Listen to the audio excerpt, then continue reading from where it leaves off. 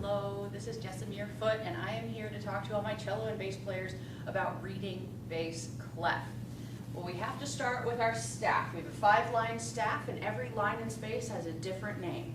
But we have to think about what clef we're in when we think about naming those lines and spaces. So for bass clef, we have to start with our clef. Of course, it looks like this.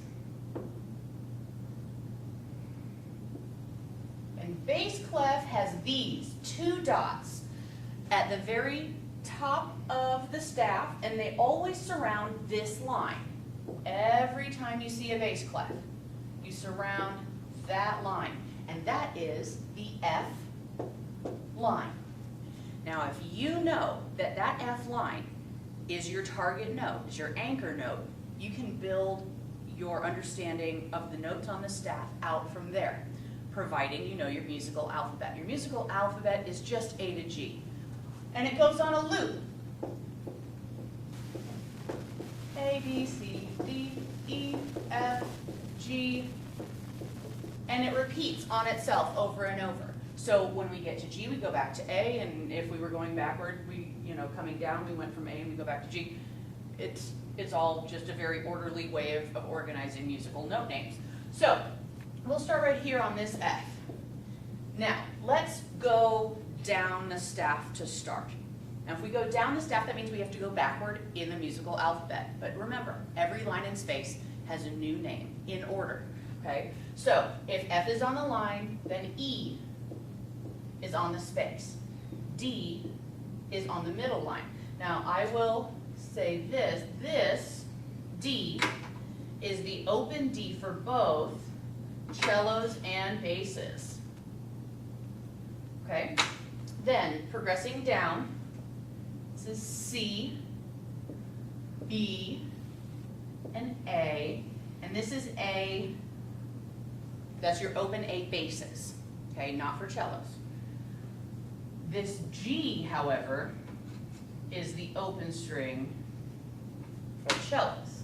So I'll give this an outline too so basses know that this is a shared open, okay? Then we'll keep going down below the staff. So we've got G, before G comes F,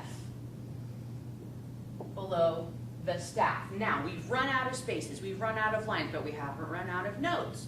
We have to add ledger lines in order to expand the staff and play notes that are below the musical staff. So we're going to add 1 ledger line on an E, and basses, this is your open E. That's as low as you go.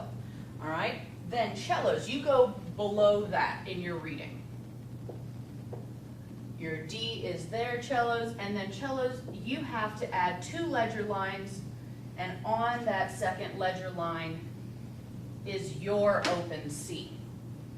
And we'll get into why the cello and basses read differently, but the bass still sounds lower. We'll talk about that in a moment. All right, so now we've gone down to both the cello and bass lowest available notes, their lowest open strings. So let's start ascending. So this is the F that you play on your D string. Let's go up. So now we're just going up the musical alphabet in ABC order again. So F, then this space is G, basses, this is your open G. And then A, cellos, that's your open A. All right, then we've got B sitting on top of the staff. And for the same reason that we had ledger lines here, we have to add them above as well. So 1 ledger line above is a C, and sitting on top of that ledger line is a D. And this is as far up as most cellos and basses get in their first year.